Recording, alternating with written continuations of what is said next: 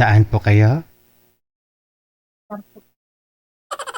Medyo lakas-lakasan niyo po ang busis mo ma'am. Medyo mahina na ako kasi pandinig ko. Naka-bluetooth ka kasi. Baka makita ng amo mo, no? Pa-disconnect po muna ng ng bluetooth mo. Tanggalin ko po. Tanggalin mo, disconnect po. I-disconnect sa cellphone mo. I-turn off mo yung bluetooth.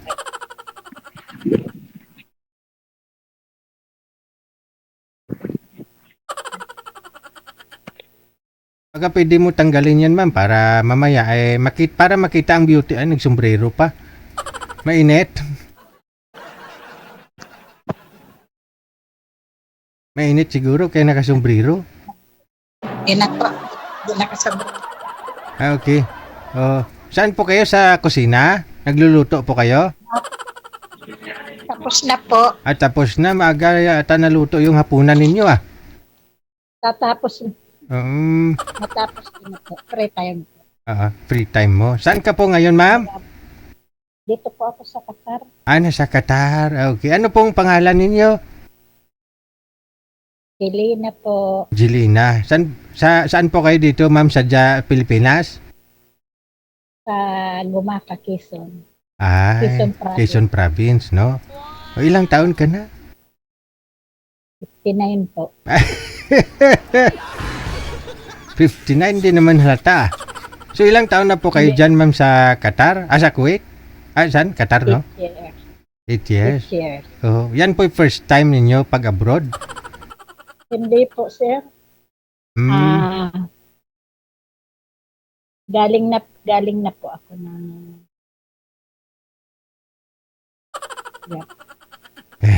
Saan po? saglit po. Lalabas si Amo. Sige. Relax lang. Kunyari, wala kang kausap. Oo. Kaya nga, pinala ko mo. Smile ka lang dapat. Tindahan mo yung smile mo. Bisubis. Bye. Nagbabay ka na sa kanya? Aakyat ako doon sa... Ay, mahina palang signal doon sa kwarto. Dito lang ako sa kusina. Sarado ko itong pinto. Kasirado mo para baka makamaya makita tayo ng amo mo. Sabihin niya, kinukuha mo lahat. Kahit sarado, may mata naman dito sa taas. Okay lang ho yan. Baka wala naman nakatutok dyan sa monitor. Kung recording lang naman siguro, i-review, ayun, makita talaga. Hindi ko alisin kasi naandyan pa yung babae lang po. Ang babae lumabas. Bawal makita ang buhok ng lalaki. Nandito yung mga alaga ko Baka magustuhan ka ng amo mo na lalaki. Baka makita. So, 8 years ka na sa kanila Opo. Kailan kayo magbe-birthday? Ay, nakatapos na po, idol, nung March 8. Bali magsi-60 ka na nga next year. Next year. Wow. Uwi ka dito sa Pilipinas? Baka ngayon na taon po, hindi. Nagsabi na ako sa amo ko. Pumayag naman. Dito ka magbe-birthday. Diyan, para mag-debut dyan. Bungga yan. Nakapag-alaga. Baka dyan ako sa dyan ako uuwi sa mga anak ko sa Manila, sa Caloocan. Okay. Saan po dito sa Caloocan mga anak po ninyo? Sa Bagong Silang po. Bagong Silang din. Anong phase sila? 175. Dami. Barangay Matarot. Basta nasa Bagong Silang. Opo. Okay. Lapad kasi yung Bagong Silang May mga states kasi yan. Okay. Malapit lang bahay namin sa Bagong Silang, ma'am. Baka gusto mo ako invite sa kasal. Sa binyag mo next year. Opo, idol. Wow. I-PM mo lang kami dito kasi pupunta ako sa birthday mo. Opo. PPM kita din. Okay. Hanapan kita ng boyfriend ngayon, no? Anong gusto mo sa lalaki? Gusto ko ayaw ko ng lasinggo. Ah. Kasi yung asawa kong patay na sumalangit nawa. Lasinggo at nang bubugbog yun dati. Jesus. Kaya po nag-abroad ako, kaya hindi po ako talaga nag-uwi-uwi, idol. Hayaan Ay. pa. Oo. Kasi bakit ka naman sinasaktan, no? Bakit may mga lalaking ganun? Sana sinauli ka na lang sa nanay mo. Kaya nga po. Ngayon, hindi na siya makapanakit, namatay na nung April 23. Hindi na makapanakit, no? Hindi na makapanakit. Kawawa naman siya, namatay na. Ano po ba iniinom nun? Mga hard drinks, mga whiskey o beer? Sino po? Si mister mo. Lahat po yun. Walang pili, kahit tuba, mga ganon. Biti-biti. Opo. Kung anong andyan. Basta may alcohol. Ganon talaga. Basta alcoholic yung tao. Mag-iihaw po. Sige. So, yun po ang hanap mo, hindi lasinggero. Importante, may makakasama ka lang naman. Kumpanyon ba? Nagtutulungan kayo. Kung mag-build kayo ng business dito sa Pilipinas, kung sakali, no? Sa Bagong Silang, maganda magnegosyo doon. Yun nga ang sabi ng aking mga anak ko. Oo, kasi marami talaga tao dyan sa Bagong Silang. Kahit anong gusto mong itayong negosyo dyan. Kahit lugawan man, pwede. Kaso ba, idol? Yung tayo ng mga anak ko, nasa liblib. Yung bahay nila? Opo, liblib. Ay, di maganda magtinda doon ng siguro? Basta liblib na bahay, maganda magtinda siguro ng mga... Puro tindahan doon, mga kalakalapit. Siguro mga binta mo mga anting-anting.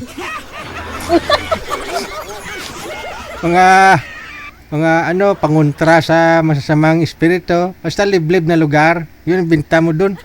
Dadayuhin ka talaga kasi may lugar dyan sa Bagong Silang, hindi ko lang sasabihin kung anong place yan, ha? Hindi. Matarek? Doon po sa Matarek. Opo. Bagong Sila, ano yun? 175. 2198, 175. Matarek, Bagong Sila. Ang haba, ang daming numero, Mukhang alam ko yan, Marami hospital kasi dyan sa Bagong Silang na, yung mga nagpapaanak ba sa mga babae? Hindi mo alam yan? Hindi ko pa alam kasi hindi pa naman ako nakapunta lang po ako doon, idol, nung bago ako umalis. Matagal na.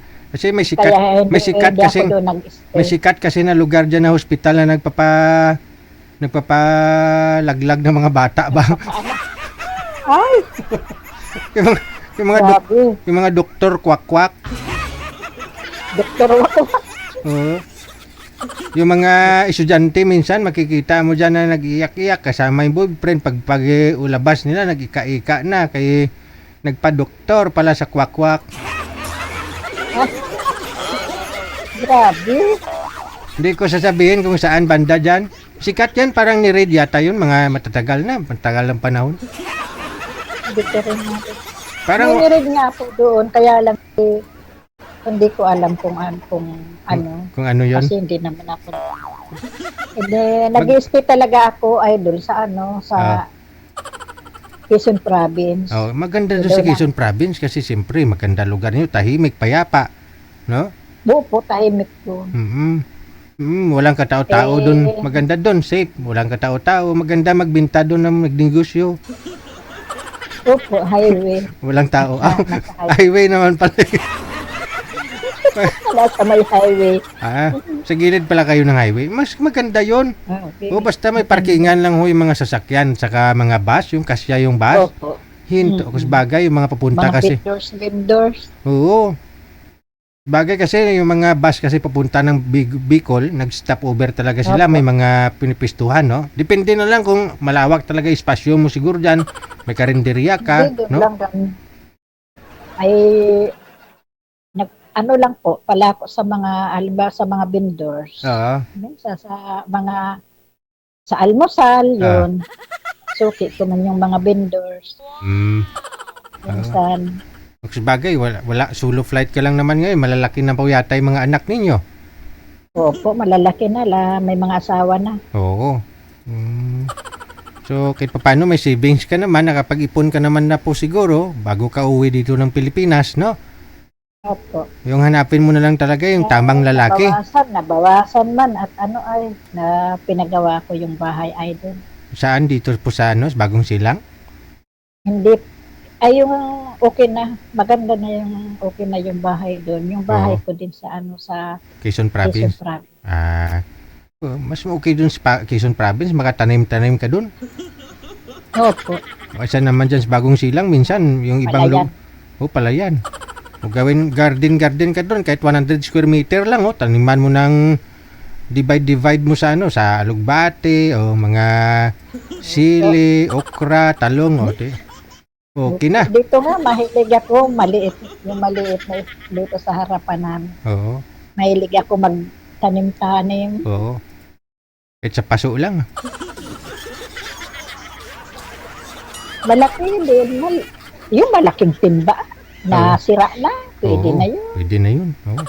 Sa akin nga po doon ginagawa ko yung lagayan ng Wilkins, yung tubig. Opo, puputulin. Puputulin. Hindi ko pinuputol mismo, buo pa yan. Nilagay ko yung ano, yung buto ng ano, mga kalabasa sa loob. Opo. Pag namunga, pag itananim ko yung kalabasa, pag namunga ang palaya. Oh, Ikaw talaga, idol, ha? subukan mo. Basta may Wilkins ka, lagayan tubig, taniman mo ng kalabasa. Pag tumubo yan, ang palaya. Ang palaya. Joke lang sige, madam. Mukhang wala ho yata nanak si manager. May nanak ka Nagkausap manager. din tayo. Sige. Kung wala ho siyang mahanap, ma'am, pasensya ha. Sa sunod na lang. Ingat-ingat. Maraming salamat. Dumidilim na ho yata dyan sa inyo. Mag-ilaw ka para maliwanag. Ha? Maliwanag pa po. Anong oras mo? Alas 5 na dyan. Alas 5. Alas 5 na. Maraming salamat. Maraming salamat. Doon sa kanila, alas 5, nagdidilim na, no? Dito sa Pilipinas ngayon, pansin ko ha, alas 7 na ng gabi, may araw pa.